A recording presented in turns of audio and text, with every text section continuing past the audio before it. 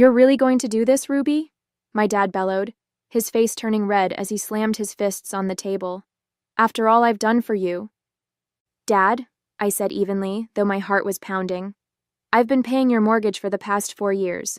I've done everything I can to help, but I'm not giving you $10,000 to settle a gambling debt. I just can't."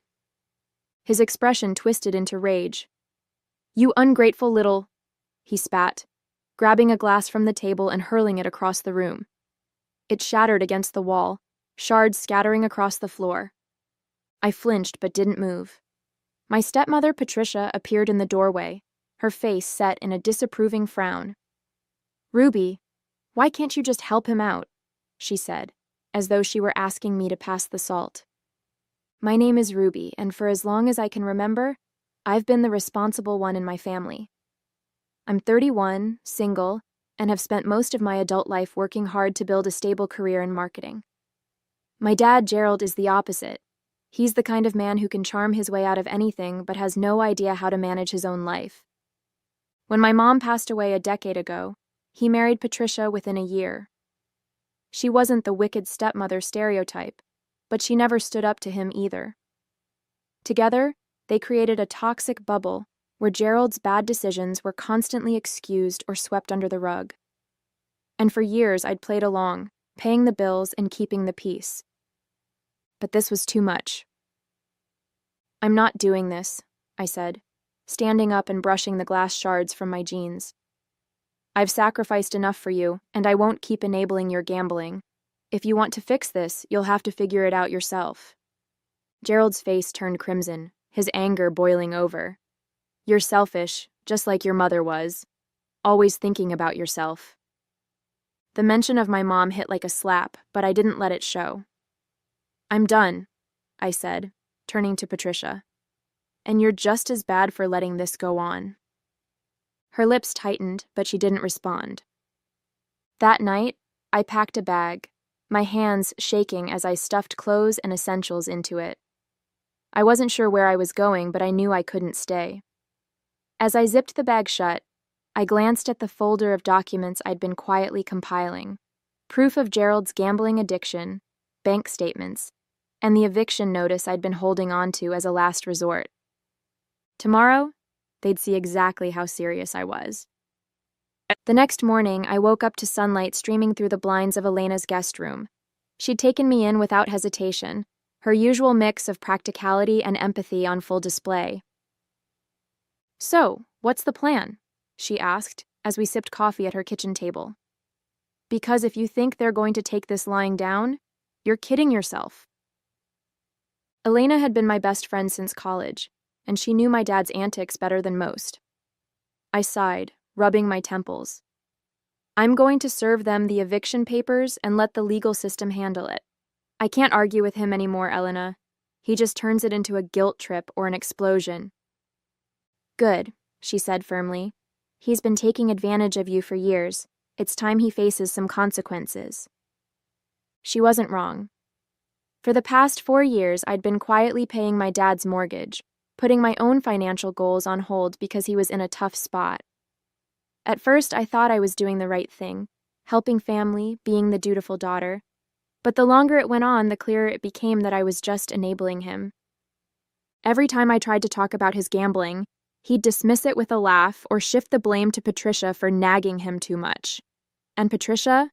She'd just shrug and say, "That's how he is." Last night had been the final straw. The glass shattering against the wall, his shout about how I was just like my mother. It was like a switch flipped. I wasn't going to let him drag me down any further. After breakfast, I opened the folder I'd brought with me and laid out the evidence. Screenshots of text messages where he'd begged me for money, bank statements showing the payments I'd made on his mortgage, and printouts of gambling hotline referrals I'd given him that he'd ignored. "Wow," Elena said, flipping through the pages. "You've been holding on to this for a while." "I didn't want it to come to this," I admitted. "But I knew he'd never stop if I didn't have a plan. This way, when he tries to play the victim, I have proof of everything." She nodded approvingly. "Smart. So, when are you dropping the hammer?" "Tonight," I said, my voice steadier than I expected. I'll leave the papers and evidence on the kitchen counter when I go to grab the rest of my things. By the time they realize what's happening, it'll be too late to guilt me back. As I packed my things to head over, I felt a strange sense of calm. For the first time in years, I wasn't reacting to my dad's chaos. I was taking control. By the time I pulled into the driveway, the knot in my stomach was wound so tightly I could barely breathe. The house looked the same as always. Peeling paint, a sagging porch, the garden overrun with weeds. It struck me how much this house mirrored my dad's life. Neglected, chaotic, but just barely standing. I stepped inside, bracing myself for what I might find. The living room was empty, but the faint sound of the TV murmured from the back den. My dad and Patricia were probably sitting there, watching some mindless show while pretending everything was fine. I moved quickly, heading to my old room to grab the last of my things. The duffel bag I'd left behind was still where I'd stashed it under the bed, and I filled it with the odds and ends I hadn't taken the night before. Photo albums, a few books, my mom's necklace. On my way out, I paused in the kitchen. The counter, usually cluttered with junk mail and coffee cups, now held a neatly stacked pile of documents. The eviction notice, the financial evidence, and a handwritten note. I picked up the note and reread it one last time. Dad, I've spent years helping you, but you've taken it for granted and used my support to fuel your gambling habit. I can't do this anymore. The mortgage is paid off because of me, and now it's time for you to take responsibility for your actions. The papers explain everything. I hope you can find a way to turn things around, but I won't let you drag me down with you anymore. Love, Ruby. My hand trembled as I placed the note back on top of the pile. It wasn't angry or vindictive, just the truth. And for once, I wasn't afraid to speak it. As I turned to leave, I heard the TV click off. My dad's voice boomed from the den. Ruby, is that you? I froze, my heart racing. Part of me wanted to bolt, but I forced myself to take a deep breath and step into the doorway. Yeah, Dad, I just came to grab the rest of my stuff. He looked at me with a mix of suspicion and annoyance. You're not really leaving, are you? Come on, Ruby, you're overreacting. Patricia chimed in from the couch, her tone exasperated. You can't just walk away from family. I'm not walking away, I said, my voice calm but firm. I'm setting boundaries. You'll understand when you read the papers. I didn't wait for their response. I walked out the door, the weight lifting with every step. That evening, I sat in Elena's living room, the eviction papers filed and the note left behind. My heart was still racing from the confrontation, or lack of it, really. Walking out of that house without looking back was one of the hardest things I'd ever done, but I knew it was the right thing. Elena handed me a cup of tea, sitting down next to me on the couch. How are you feeling? I stared into the steaming cup, searching for an answer. Relieved, I said finally. But also guilty. It's my dad, you know. I keep wondering if I went too far. She gave me a look. Ruby, you've been paying his mortgage for years, and he threw a glass at you when you said no to more money. That's not normal. You didn't go too far. You finally stood up for yourself. I nodded, knowing she was right, but the guilt still lingered. Part of me hoped that leaving the papers and the evidence would force my dad to take a hard look at himself, to finally realize the damage his gambling had caused. But deep down, I wasn't sure he'd ever change. The next morning, my phone buzzed incessantly with texts and calls from my dad. I didn't answer. Instead, I let the messages pile up, each one angrier than the last. What the hell is this, Ruby? Eviction papers? Are you serious? I can't believe you do this to your own father. You think you're better than me? You're just like your mother. That one stung, but I refused to let it break me. By mid-afternoon, Patricia called, her tone dripping with feigned concern. Ruby, this has gone far enough. Your father is devastated. Do you really want to put him through this? I took a deep breath, steadying myself. Patricia, I didn't put him through anything. He did this to himself. If you want to help him, you'll encourage him to get help for his gambling problem. But I'm done cleaning up his messes. She sighed heavily. You're being unreasonable. Family is supposed to stick together. No, I said firmly. Family is supposed to respect and support each other. This isn't that. I hung up before she could respond, my hands trembling. The calls and messages only reinforced what I already knew. I couldn't go back. For the first time in years, I was putting myself first. And while it was terrifying, it also felt like freedom. By the following day, the messages from my dad had stopped, replaced by silence that felt almost louder than his shouting. But Patricia was persistent. She left voicemails filled with guilt-laden monologues, saying things like, "We don't know how we're going to manage without you," and "You're turning your back on the people who love you." Love. That word hit a nerve. Love didn't throw glasses or demand thousands of dollars without a second thought. Love didn't guilt you into sacrificing everything while offering nothing in return. "Elena," I said that evening as we sat in her living room, "I think I need to block them. I can't keep listening to this." She nodded. "You've done more for them than most people would. Blocking them doesn't make you a bad person. It's about protecting your sanity." I hesitated, my thumb hovering over my phone screen.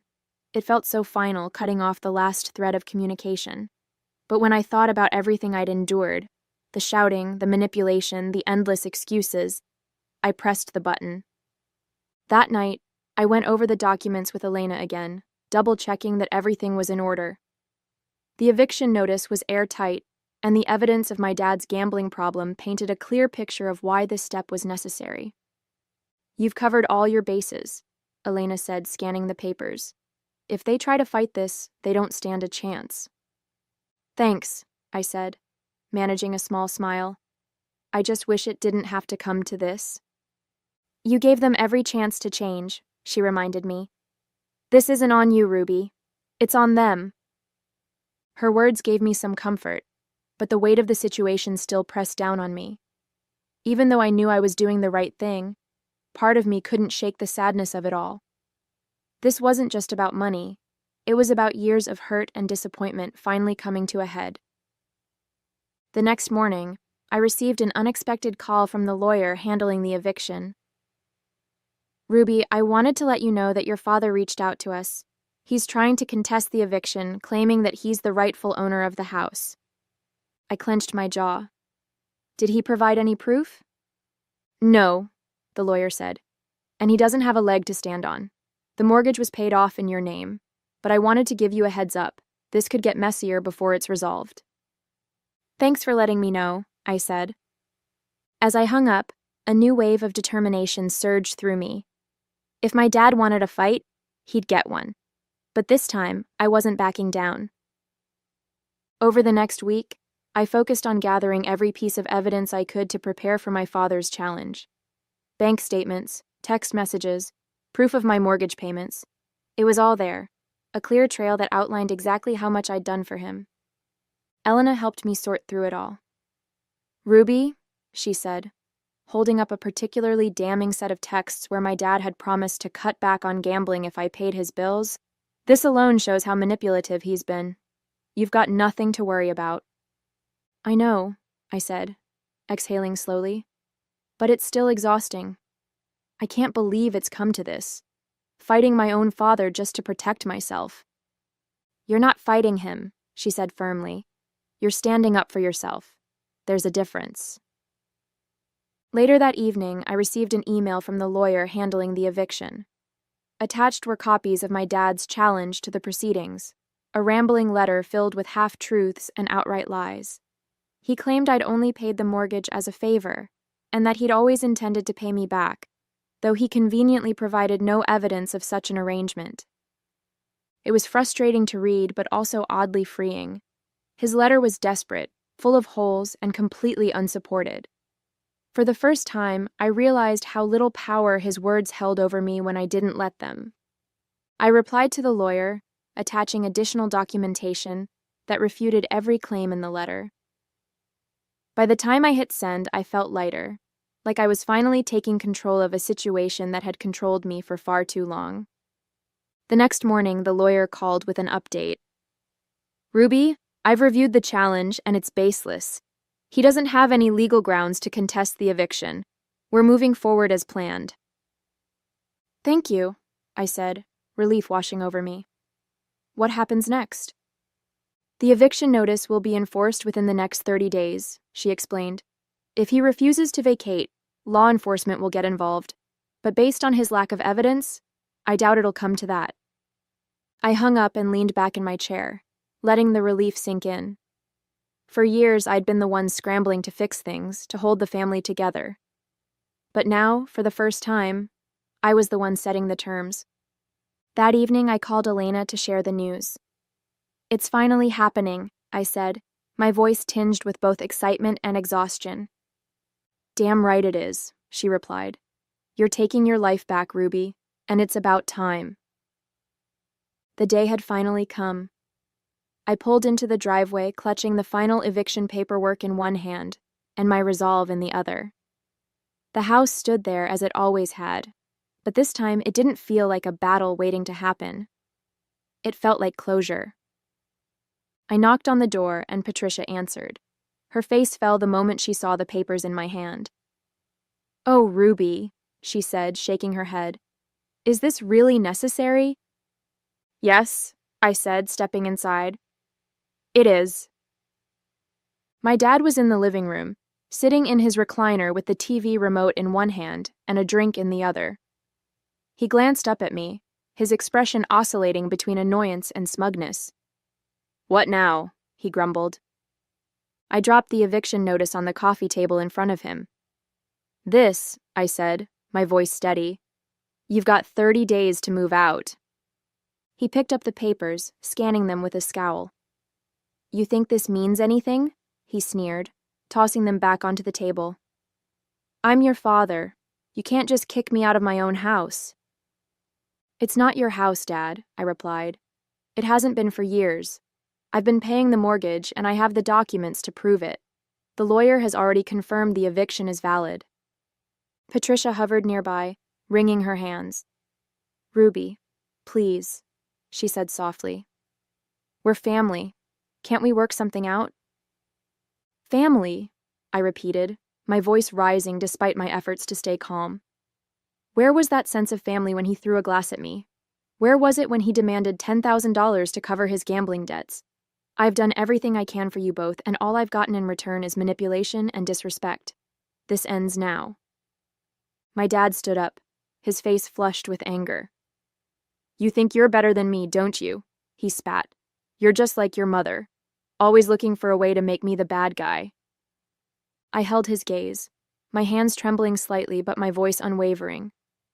This isn't about being better or worse. It's about boundaries. I've let you take advantage of me for years, but I'm done.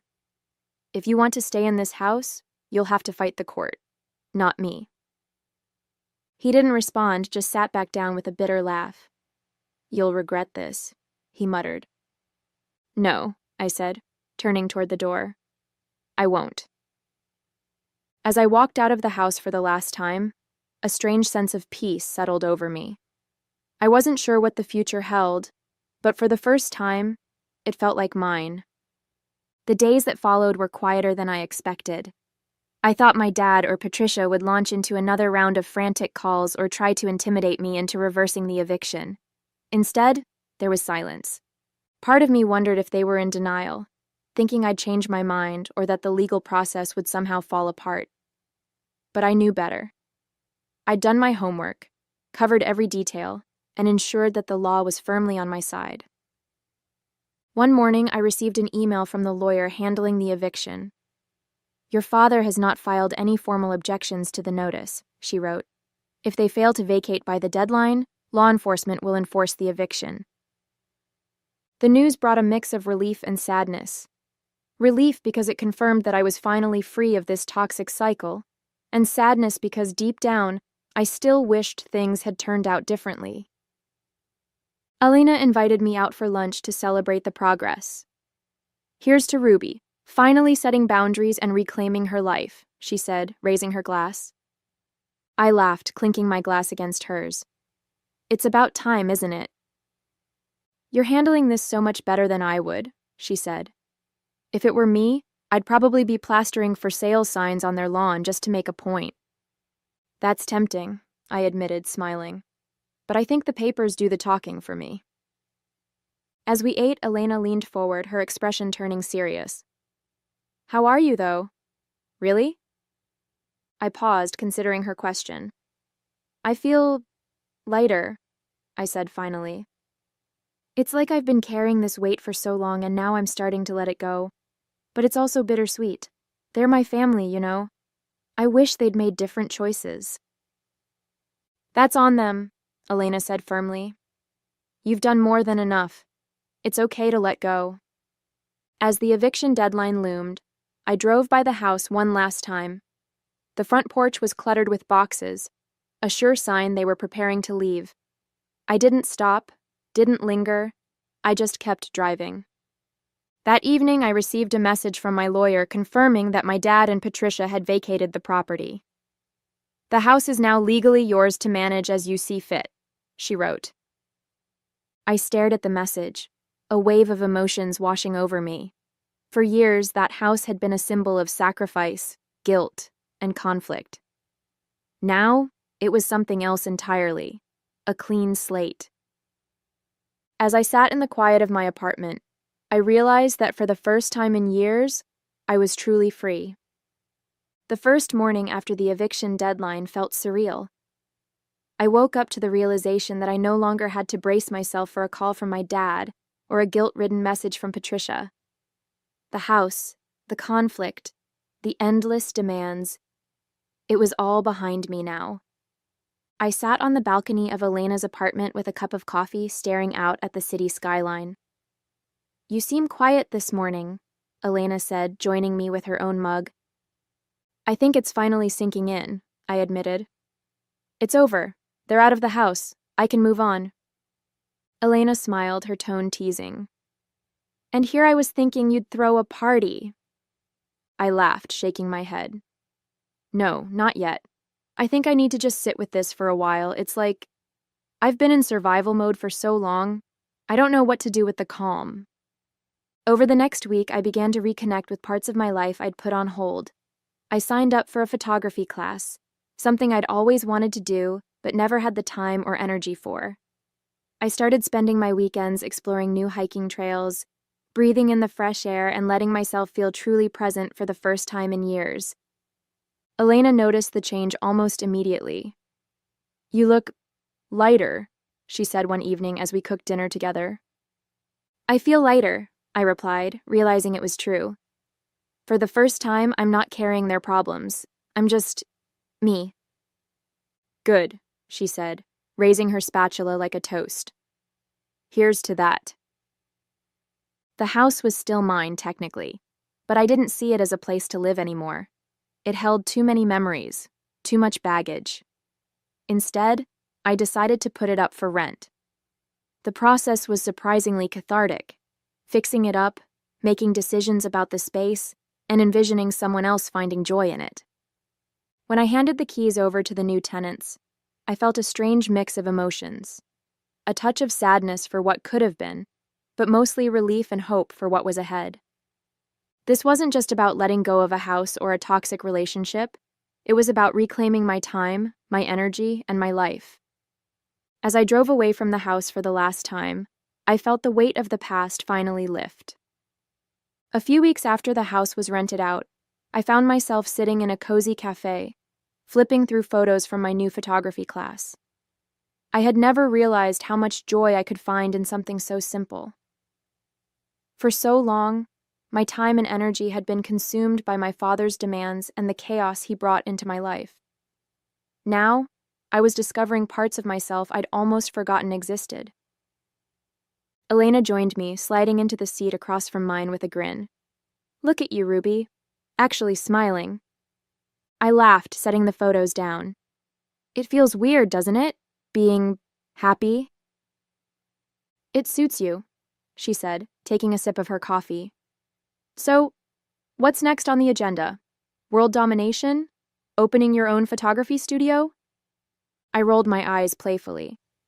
Nothing that dramatic.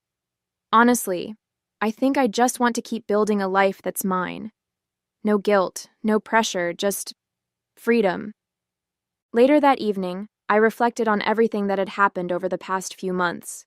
The eviction, the confrontation, the emotional fallout. It had all felt so overwhelming at the time, like I was wading through quicksand. But now, looking back, I realized how much stronger I'd become because of it. For years, I'd let myself believe that sacrificing for my family was the only way to show love. But love wasn't supposed to feel like an endless obligation, a constant drain on my soul.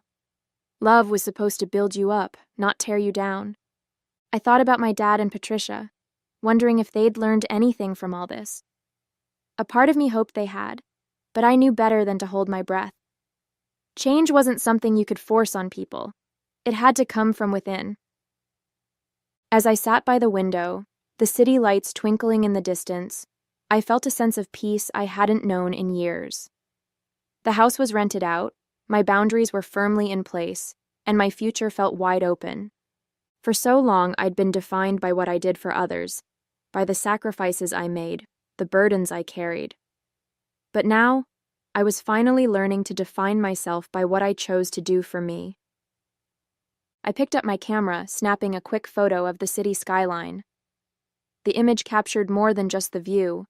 It captured a moment of clarity, a reminder of how far I'd come. This was my life now, and for the first time it felt like truly mine.